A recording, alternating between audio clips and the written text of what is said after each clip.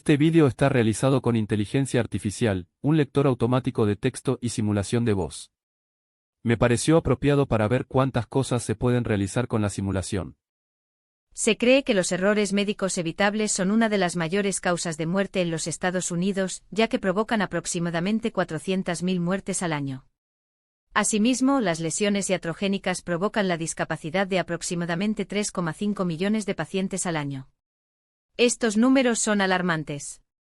No solo hay margen de mejora, sino también espacio para adoptar las herramientas disponibles en la actualidad, concretamente la simulación.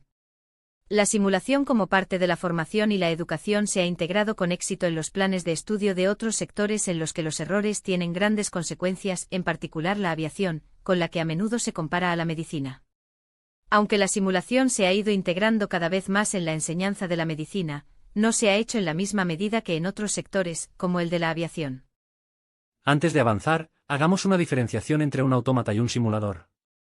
Un autómata es una máquina dotada de un mecanismo que le permite moverse, en particular la que imita la figura y movimientos de un ser animado, normalmente humano.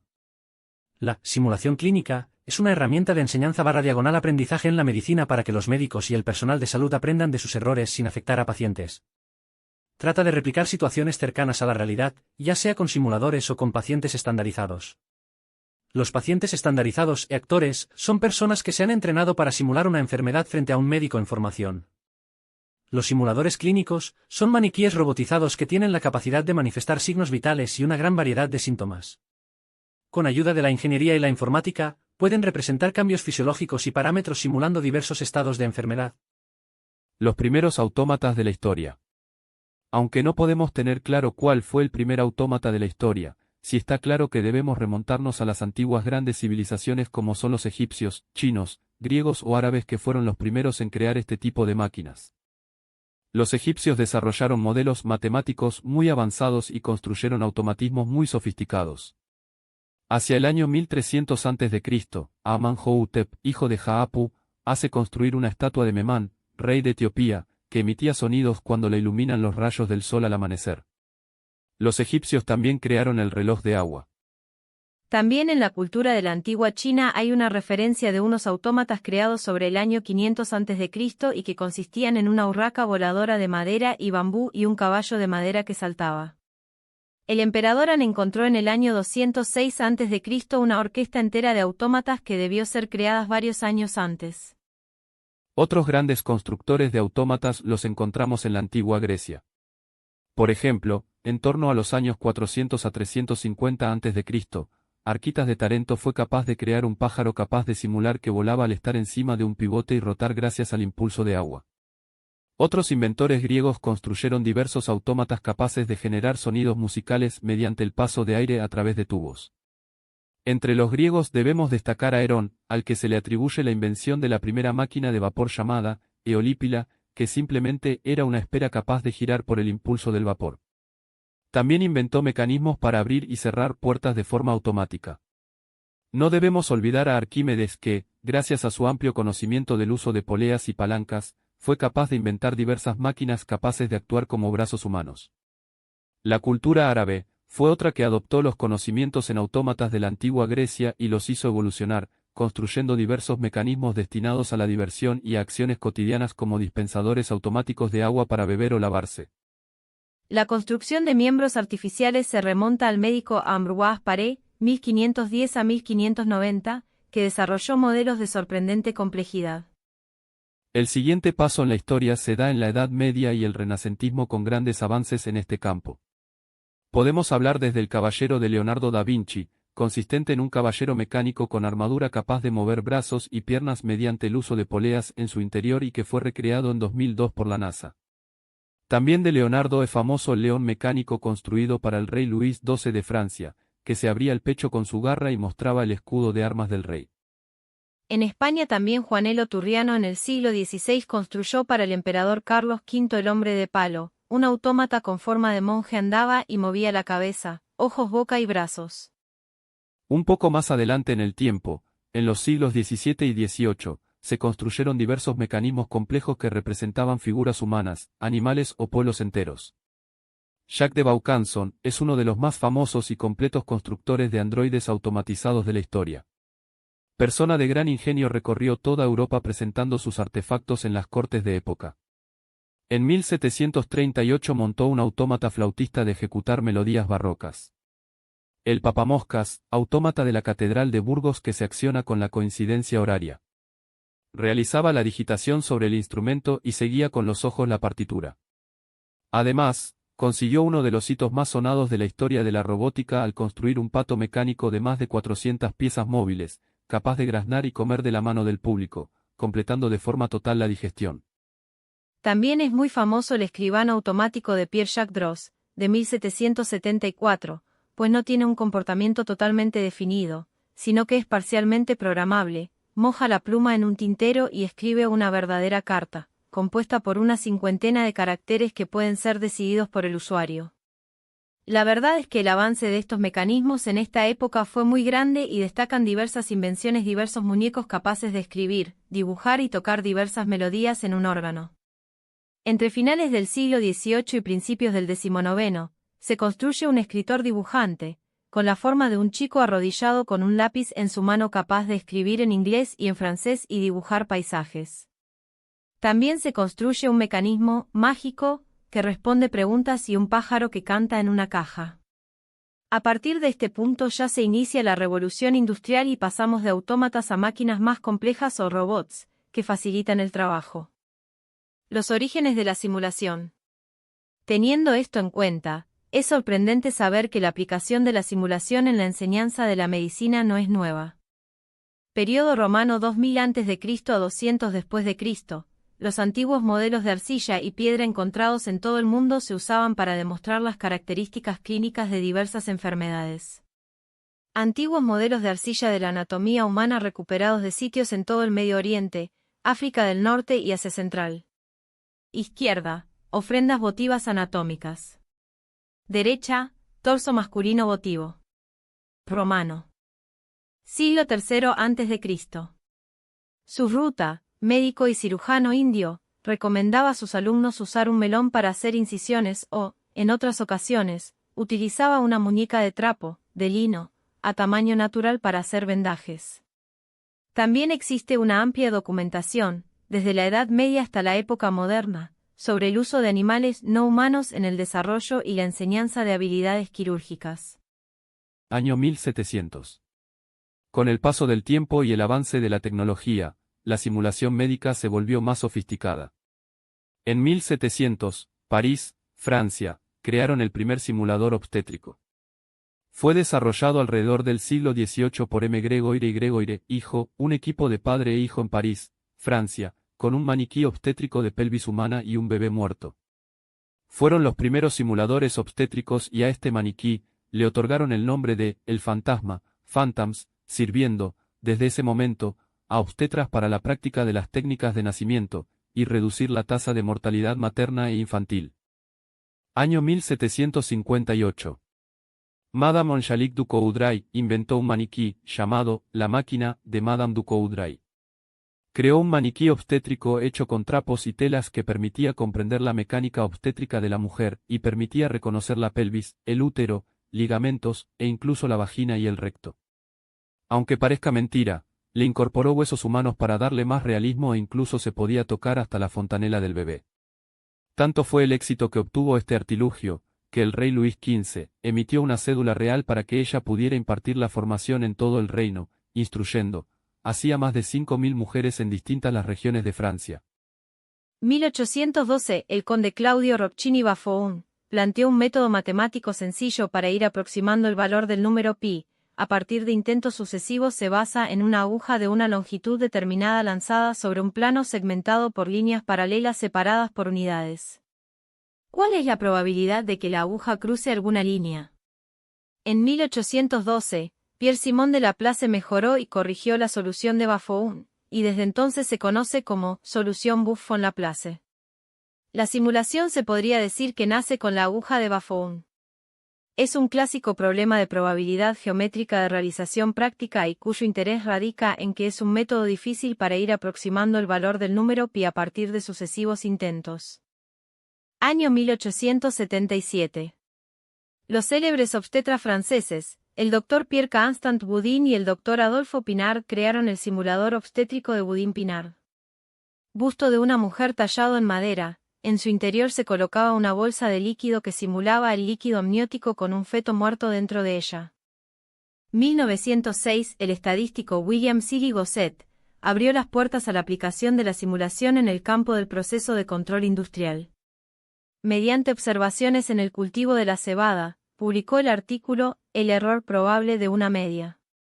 Este hito histórico abrió las puertas a la aplicación de la simulación en el campo del proceso de control industrial, así como a las sinergias que generaba esta simulación basada en la experimentación y técnicas de análisis para descubrir soluciones exactas a problemas clásicos de la industria y la ingeniería.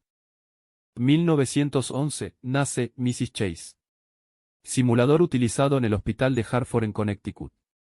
Era una muñeca de tamaño natural llamada la señora Chase, fue construida en 1911 por Martha Jenkins Chase, una fabricante de muñecos.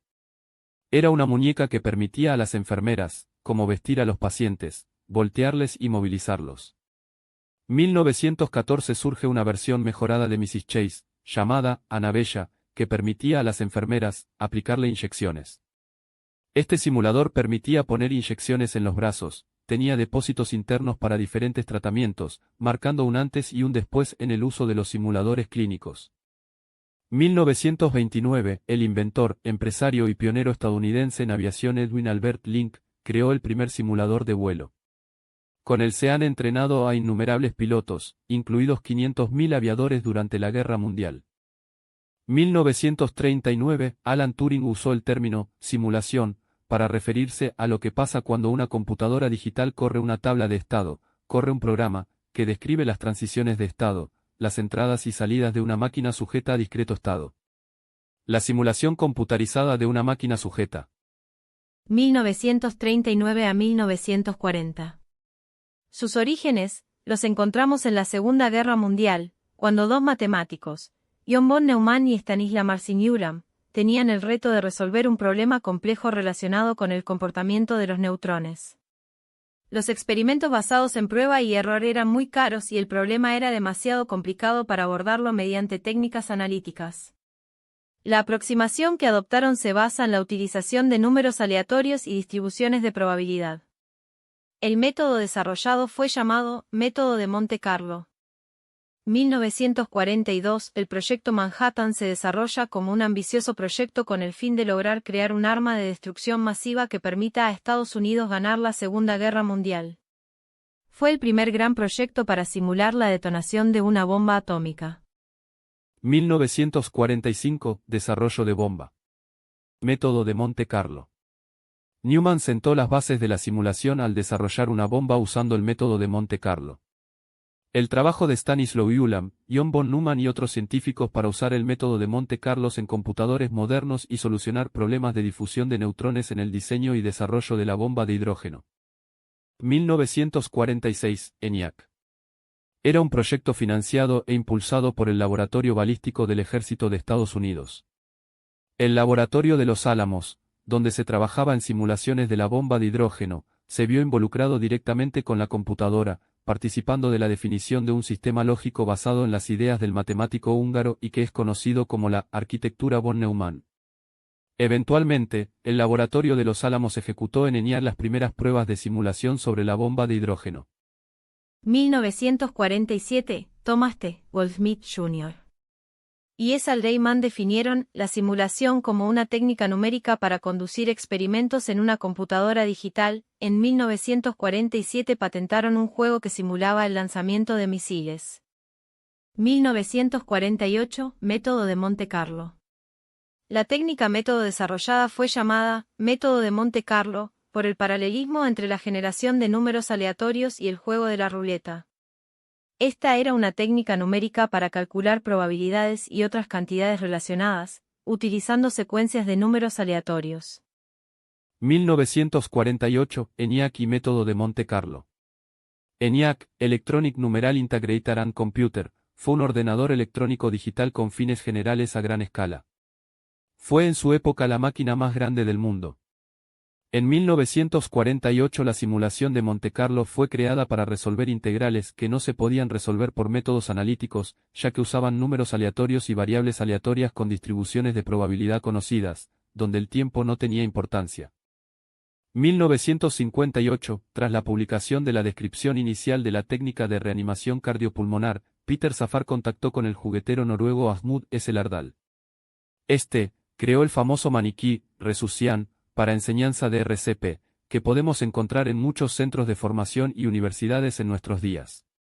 Tuvo la idea de crear un muñeco tamaño humano para la enseñanza de reanimación cardiopulmonar, RCP, en cursos de primeros auxilios. A sabiendas de que muchos serían renuentes a ensayar respiración boca a boca sobre labios varoniles, y creyendo que era necesario un look realista para motivar a rescatistas, le vino al recuerdo la máscara que habían realizado de una tristemente célebre mujer que se suicidó y murió ahogada en el río Sena en la década de 1880. Resulta especialmente atrayente pensar que la joven que se suicidó, tal vez, por una historia de desamor, se ha convertido, paradójicamente, en la imagen más besada de la historia. Millones de labios han unido sus labios a los de Resucian. Por no hablar de la cantidad de corazones que se han revivido gracias a ella.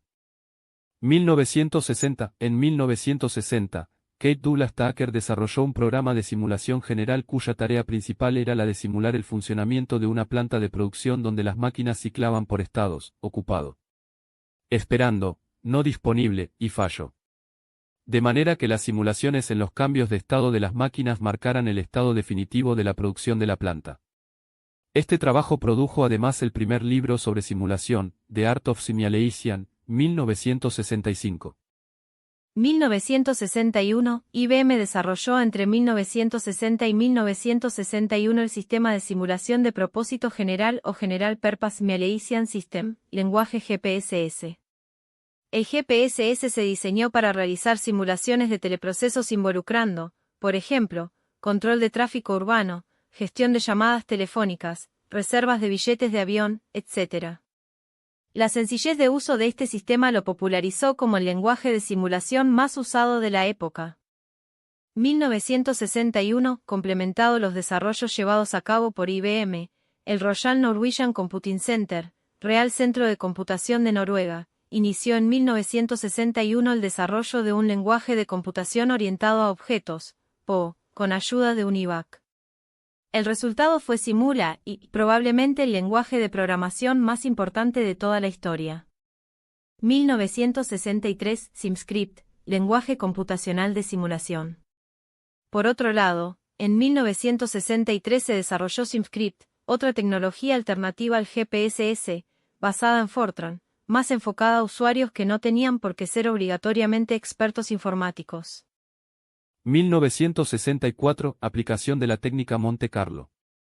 A partir de 1964, se ha demostrado que la técnica de Monte Carlo puede ser aplicada en campos de diversas índoles, utilizándose por primera vez en el análisis de inversiones en año 1964 por Hertz. Hay algunas aplicaciones informáticas específicas, como es el caso del programa @RISC de Polaseid o el Crystal Ball Oracle, que permiten tener en cuenta la tensión existente entre las variables y realizar el análisis del riesgo en la valoración de proyectos de inversión. 1967, WSC. En 1967 se fundó el WSC, Winter Simulator Conference, lugar donde desde entonces y hasta ahora se archivan los lenguajes de simulación y aplicaciones derivadas, siendo en la actualidad el referente en lo que a avances en el campo de los sistemas.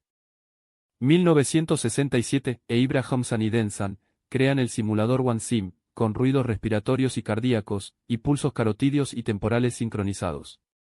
Las respuestas fisiológicas a las maniobras podrían realizarse en tiempo real, utilizando un programa de computación.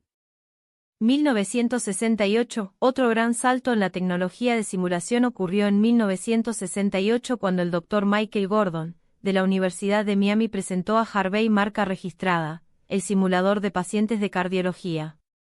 Harvey marca registrada es capaz de simular casi cualquier enfermedad cardíaca presentando diferentes hallazgos auscultatorios, presiones sanguíneas y hallazgos de pulso. Hoy en día sigue en servicio en muchas facultades de medicina, ayudando a enseñar el diagnóstico físico en cardiología. 1970, aplicaciones en múltiples campos. Durante este periodo se desarrollaron herramientas avanzadas de modelado y de análisis de resultados. Gracias también al desarrollo obtenido en la generación de datos, la simulación llega a su fase de expansión donde comienza a aplicarse en múltiples campos. 1980 Stanford Case, entorno de simulación de anestesia integral.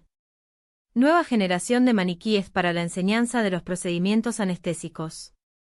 1980 a 1981. Imagen en movimiento y datos de salida. Anteriormente, los datos de salida obtenidos de una simulación por computadora se presentaban en una tabla o matriz, de manera que se mostraba el efecto que los múltiples cambios en los parámetros tenían sobre los datos. El empleo del formato de matriz se debía al uso tradicional que se hacía de la matriz en los modelos matemáticos. Sin embargo, los psicólogos advirtieron que los seres humanos percibían mejores los cambios en el desarrollo de las situaciones si miraban gráficos o incluso imágenes. 1993, en ese año se funda Indra, empresa especializada en crear software de simulación.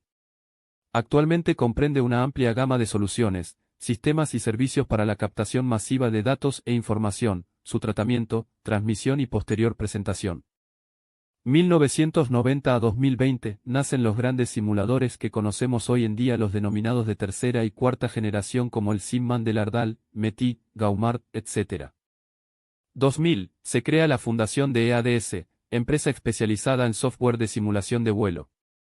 En estas instalaciones, se contará con los equipos de simuladores de misión y dispositivos de entrenamiento más avanzados, se formarán tanto los pilotos como los mecánicos del avión de transporte militar. 2000, el concepto de inmersión. El objetivo final de toda herramienta de simulación consiste en reproducir unas determinadas condiciones de entorno para generar en el usuario una serie de sensaciones que resultan tan parecidas a la realidad como sea posible. Si existiera un simulador capaz de generar sensaciones tan realistas que el usuario no supiera encontrar diferencia entre la realidad y la experiencia simulada, se dicta que dicho simulador es totalmente inmersivo, o que proporciona una inmersión del 100%. 2010, modelos matemáticos. Proporcionar el funcionamiento satisfactorio de un simulador solamente es posible si actúa una serie de modelos matemáticos capaces de simular el comportamiento de la máquina real con un nivel de precisión y sofisticación lo suficientemente alto como para generar todos los efectos y matices que permiten identificarla de manera inequívoca. Solo así las experiencias acumuladas en el simulador pueden proporcionar una experiencia aplicable a la vida real. Actualmente, el desarrollo tecnológico de las últimas décadas hace que los términos que hasta hace poco tiempo eran exclusivos de las novelas de ciencia ficción, formen parte de nuestro día a día. Gracias a los avances tecnológicos, la simulación ha evolucionado enormemente, permitiendo alcanzar excelentes cotas de confiabilidad. Las capacidades de cálculo actuales permiten ejecutar una serie de modelos matemáticos que conjuntamente con las técnicas visuales reflejan fielmente la realidad en toda su complejidad. Hoy en día, el ingeniero tiene a su disposición una gran cantidad de software de simulación que le permite tomar decisiones en temas muy diversos. Sin duda, la facilidad que otorga la resolución de tareas y problemáticas ha hecho de la situación una herramienta cuyo uso y desarrollo se han visto significativamente adelantados. La gama actual de módulos simuladores del sistema de simuladores modulares de realidad mixta y aumentada, SMARTS, incluyendo anestesia regional torácica, anestesia regional de cabeza y cuello, acceso venoso central, acceso venoso periférico, ventriculostomía, y módulos de próstata. Un grupo de científicos está desarrollando, The Human Brain Project, el simulador cerebral más ambicioso en desarrollo hasta la fecha, haciéndolo a través de una simulación por supercomputadora. Tipos de simuladores. La simulación no solo es usar simuladores caros o aparatos complejos, hay varios tipos de simuladores en función de los objetivos. 1. Casos clínicos simulados escritos. 2. Uso de pacientes estandarizados. Actores que simulan pacientes. Se puede usar maquillaje, moulage, para dar mayor realismo a la simulación. 3. Virtuales. Son programas informáticos de computadora que simulan la realidad de casos clínicos o de procedimientos como una endoscopía. El usuario ve el tracto digestivo de manera muy similar a como es en la realidad. Existen, por ejemplo, simuladores de laparoscopía ápticos en los que se siente la estructura, se siente cuando se hacen cortes en el tejido. En ellos se pueden practicar desde suturas básicas hasta una operación más compleja. En muchos casos, algunos utilizan la realidad virtual RV o la realidad virtual aumentada, RVA, creando ambientes totalmente creíbles. 4. De baja fidelidad. Son muñecos o maniquís de entrenamiento de tareas. Se denomina de baja fidelidad o baja tecnología, porque estos son solamente partes anatómicas como un brazo para aprender a canalizar o una cabeza para aprender a intubar. 5. De fidelidad intermedia. Un ejemplo es el simulador de ruidos cardíacos, es un robot de torso humano que tiene la capacidad de simular los ruidos cardíacos de enfermedades del corazón o de pulmón para que los médicos puedan reconocerlos. 6. De alta fidelidad. Son robots de cuerpo completo que son capaces de simular la fisiología real de un ser humano y sus variables hemodinámicas. Muchas gracias por su atención.